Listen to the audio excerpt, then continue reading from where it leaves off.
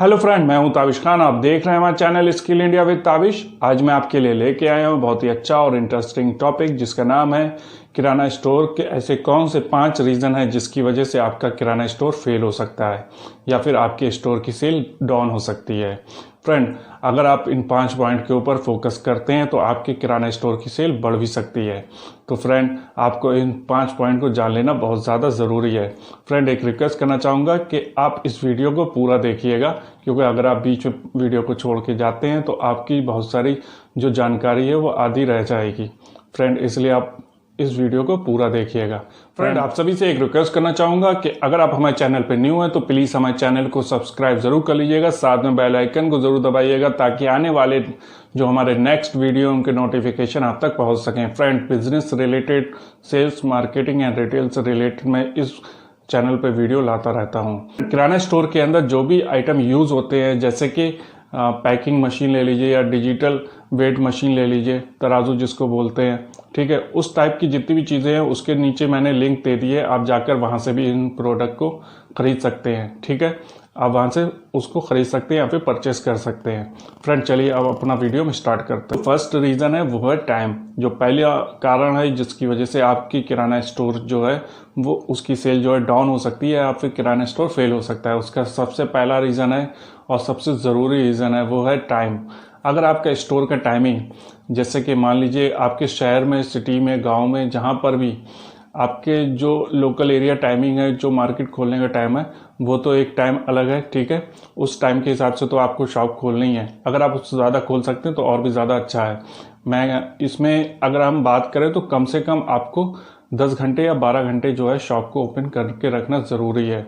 Friend, जैसे कि अगर आप सुबह 10 बजे शॉप को ओपन करते हैं तो आपको रात को 8 बजे या फिर 10 बजे तक शॉप को ओपन करके रखना ज़रूरी है। फ्रेंड, इसमें ये नहीं होना चाहिए कि आपकी शॉप का टाइम, जैसे कभी आप 10 बजे ओपन कर रहे हैं, कभी 11 बजे ओपन कर रहे हैं, कभी 8 बजे ओपन कर रहे हैं। आपका टाइमिंग ओपन करने का कोई टाइमिंग नहीं है और शॉप को क्लोज करने का भी कोई टाइम नहीं है। ऐसा नहीं होना चाहिए। अगर ऐसा होता है तो आपकी शॉप के फेल्यूर होने के चांस ज़्यादा रहेंगे। ठीक है फ्रेंड, तो आपको एक चीज़ का हमेशा ध्यान देना है कि जो भी आपकी शॉप का टाइम है वो आपको एक निश्चित कर लेना चाहिए, लिख के रख लेना चाहिए कि हमें इतने बजे अपनी शॉप को ओपन करना है और इतने ही बजे हमें अपनी शॉप को क्लोज करना है। जैसे कि अगर हम सुबह 10 बजे अपनी शॉप को ओपन करते हैं तो रात को 10 बजे हम अपनी शॉप को क्लोज करेंगे। आपको पहले से इस चीज़ को लिख के रख लेना है।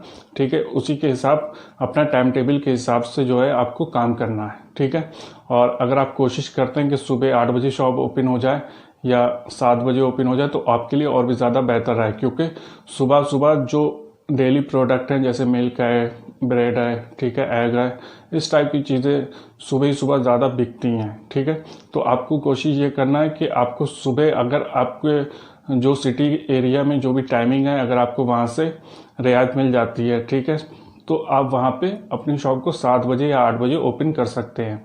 या फिर अगर आपका एरिया गाँव है, ठीक है, या रूरल एरिया है, ठीक है, या ऐसा एरिया है जहाँ पर आपको ज़्यादा शॉप नहीं है, तो आप अपनी शॉप को 7 बजे या 8 बजे ओपन कर सकते हैं, जिससे कि आपकी सेल बहुत ज़्यादा बढ़ जाएगी। फ्रेंड, इससे क्या होगा, जो भी कस्टमर है, जैसे कि कोई कस्टमर है वो उसको जॉब पे जाना है, ठीक है, सुबह सुबह आपको पता है कि ऑफिस जल्दी जाना होता है, तो ऑफिस जाने से पहले जैसे उसको अगर चाय पीनी है तो चाय पीने के लिए उसको बेसिकली मिल्क और चीनी और इस टाइप की, चाय की पत्ती, इस टाइप की चीज़ों की ज़रूरत पड़ती है। ठीक है, ब्रेड है, नाश्ते के लिए उसको चाहिए, तो अब वो क्या करेगा, शॉप पे जाएगा, किराना शॉप पर। तो अगर आपकी शॉप सुबह ओपन होगी, ठीक है, 7 बजे अगर आपकी शॉप ओपन है तो वहाँ से वो उस प्रोडक्ट को ले लेगा। ठीक है, तो क्या हुआ, अगर वो उसको नेक्स्ट डे जो है उसी तरीके का प्रोडक्ट लेना होगा तो वो कहीं और नहीं जाएगा। उसके दिमाग में एक चीज़ रहेगी कि आपका जो किराना शॉप है वो इस टाइम पे ओपन रहता है, तो आपकी शॉप से जाकर वो इस प्रोडक्ट को ख़रीद सकता है। ठीक है फ्रेंड, तो अगर अब हम बात करते हैं नाइट की, कि जैसे रात हो गई है, तो अगर किसी को रात में दिन में, जैसे सुबह सुबह उसको जल्दी जॉब पे चला गया, ठीक है, रात में लेट नाइट आ रहा है वहाँ से जॉब करके, जैसे कि 9 बजे जॉब करके आया वो, अब उसको अपने घर का सामान लेना है, तो क्या करेगा, वो 9 से 10 तक अगर आपकी शॉप ओपन होती है तो वो जाके आपकी शॉप से सामान ले सकता है।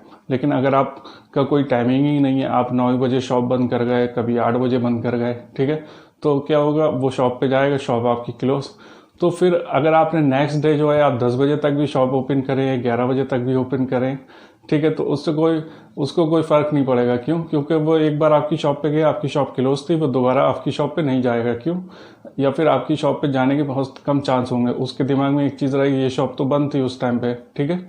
तो अब आपकी शॉप 9 बजे बंद थी, तो फिर अगर आप दूसरे दिन 10 बजे तक भी खोल रहा है तो भी वो आपकी शॉप पे यही सोचेगा कि वो शॉप तो यार बंद हो गई, वो तो 9 ही बजे बंद हो, मैं गया तो 9 बजे बंद थी, ठीक है। तो आपको अपना एक टाइम रखना है। जैसे अगर आप सुबह 7 बजे ओपन कर रहे हैं, रात को 10 बजे क्लोज कर रहे हैं, तो आपका ये टाइम निश्चित होना चाहिए फ्रेंड। ये बहुत ज़्यादा ज़रूरी है आपकी सेल के लिए, ठीक है, और आपकी किराना स्टोर की ग्रोथ। फ्रेंड, जो सेकंड पॉइंट है वो सबसे ज़्यादा फेमस है, इसकी वजह से ज़्यादातर किराना स्टोर या शॉप के जो दुकानदार हैं वो परेशान रहते हैं।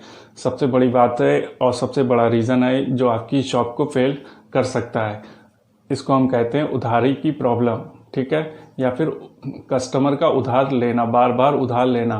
तो आप इसको कैसे रोक सकते हैं? अगर आप इसको रोकेंगे नहीं तो आपकी शॉप घाटे में चली जाएगी। क्योंकि आपका क्या है, आप जब होलसेलर से प्रोडक्ट खरीद के लाते हो, ठीक है, आप होलसेलर से स्टॉक लेके आ रहे हो होलसेल मार्केट से, तो आप उसको पेमेंट पूरा करके आ रहे हो। लेकिन जब आपकी शॉप के ऊपर वो सामान आया, ठीक है, और कस्टमर आपसे वो प्रोडक्ट लेके चला गया, उसका आपको पैसा नहीं दिया, तो क्या होगा, आपका मंथली जो रेगुलर जो आपका रेशियो होगा वो बिगड़ जाएगा पैसे का, ठीक है। अब आपको क्या है कि अगर वो प्रोडक्ट वहाँ से आपकी शॉप से लेता है और आपको कैश पेमेंट कर देता है, तो आपका रेगुलर जो इनकम का जो रेशियो है वो आपका अच्छा से चलेगा, ठीक है। तो उसमें आपको मार्जिन भी होगा और आपकी जो लागत है वो भी निकल आएगी। लेकिन उधारी में क्या होता है, आपकी लागत भी फंस जाती है, ठीक है।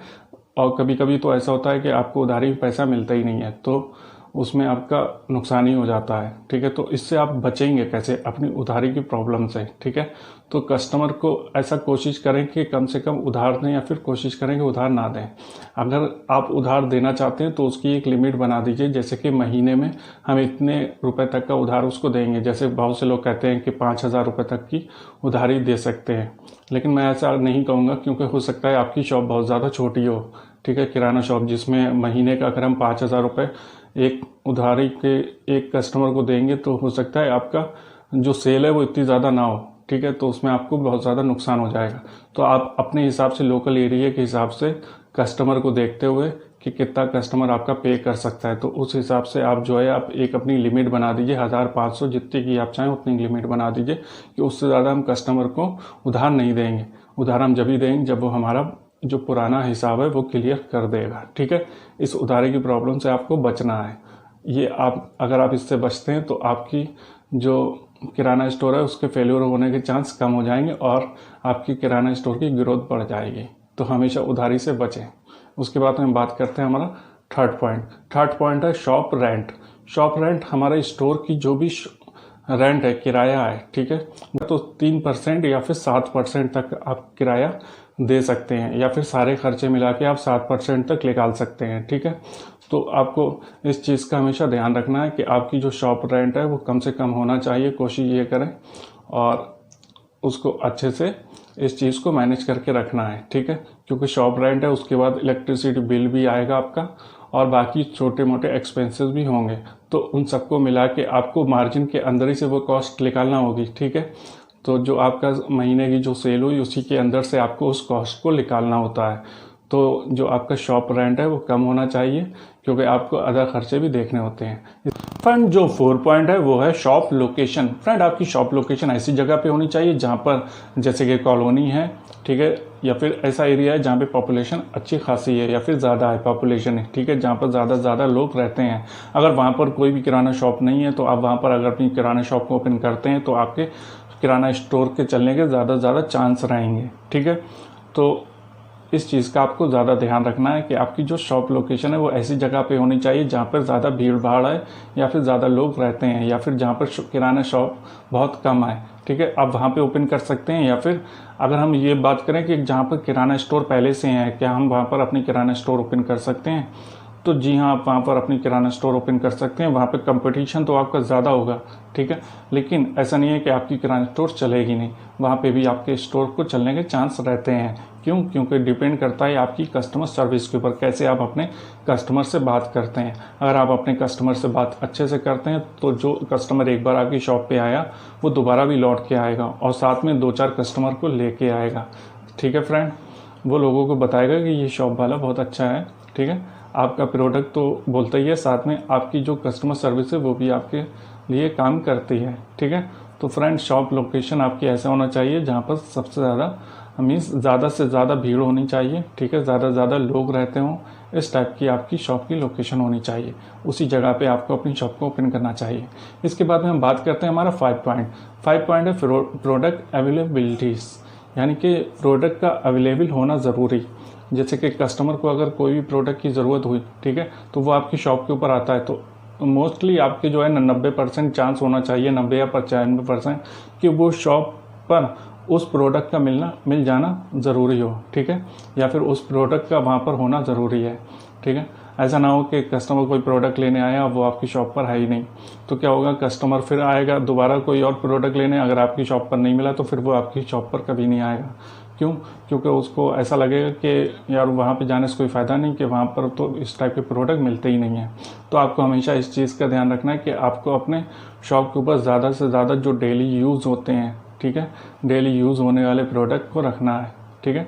तो जो प्रोडक्ट शॉप के अंदर ज़्यादा रहते हैं, ठीक है, तो क्या होता है कि अगर आप डेली यूज़ होने वाले ज़्यादा से ज़्यादा अपनी शॉप के अंदर प्रोडक्ट रखेंगे तो कस्टमर आएगा और आपने उसको प्रोडक्ट दे दिया तो वो कस्टमर आपके पास लौट के भी आएगा। फ्रेंड, जो 5 रीज़न थे वो यही थे जिसमें मैंने आपको 5 रीज़न आपको बताए। अगर आप इन 5 रीज़न के ऊपर ध्यान देते हैं तो आपकी शॉप की ग्रोथ डेफिनेटली 100% चांस है कि आपकी शॉप की ग्रोथ होगी। फ्रेंड, अगर आपको हमारा वीडियो अच्छा लगा तो प्लीज़ इसको शेयर ज़रूर कीजिएगा। Thank for watching.